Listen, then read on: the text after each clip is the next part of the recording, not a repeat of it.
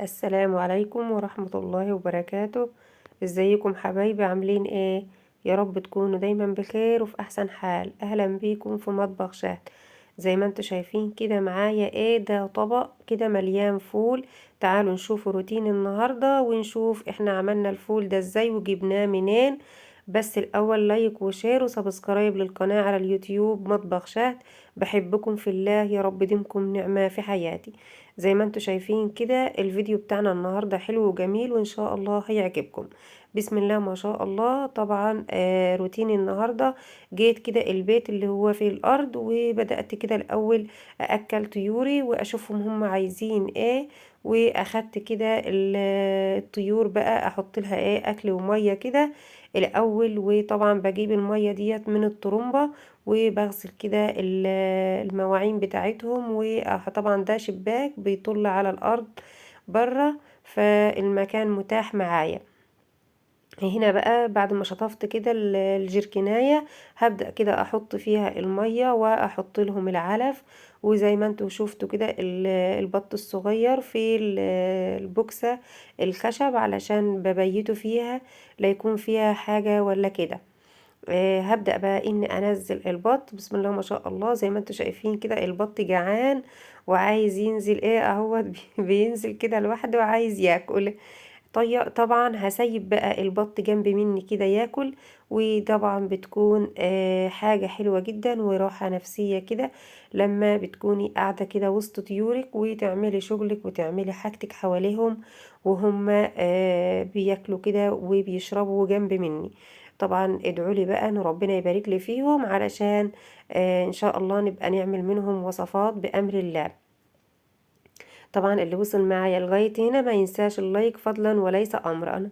وطبعا حبايبي هنبدأ بقى ونشوف الفيديو بتاعنا ونشوف الفول اللي أنا وريته لكم في بداية الفيديو أنا عملته منين أو عملته إزاي. هنا طبعا في الفيديو ده كنت عملت معاكم الفول، الحصاد الفول قبل كده في فيديو قديم على القناة. وحبيت أطلع منه طبعا فول مدشوش. فول مدشوش طبعا كلنا عارفين الفول المدشوش اللي هو بيتعمل بصارة او بيتعمل طعمية. وطبعا ليه برضو وصفات كتير.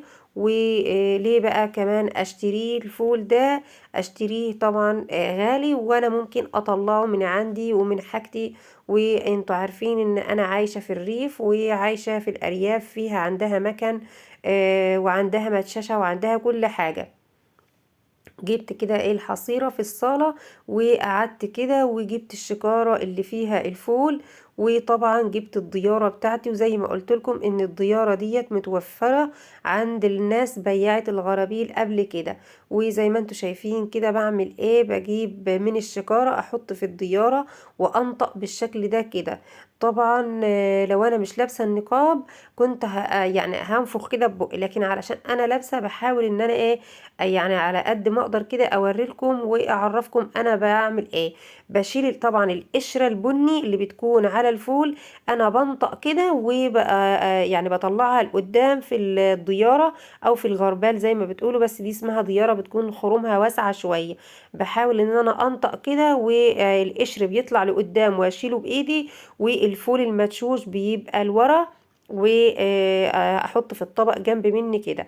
طبعا هاخد بقى الناعم اللي تحت ده بقى احطه على اكل الطيور وبقلبه على اكل الطيور. وباخد بقى الكمية اللي انا عايزاها من الشكارة، والباقي لو انا مش محتاجاها اقلبه على اكل الطيور. شايفين بقى الفول اللي احنا عملناه؟ طبعا الفول ده كان فول مدمس زي اللي في ايدي بالشكل ده كده. عملناه في المدششة وطلع منه، طلعت منه ده نعمل بصارة نعمل طعمية، يعني الحاجة من داخل بيتنا بدل ما اشتريها بالغالي.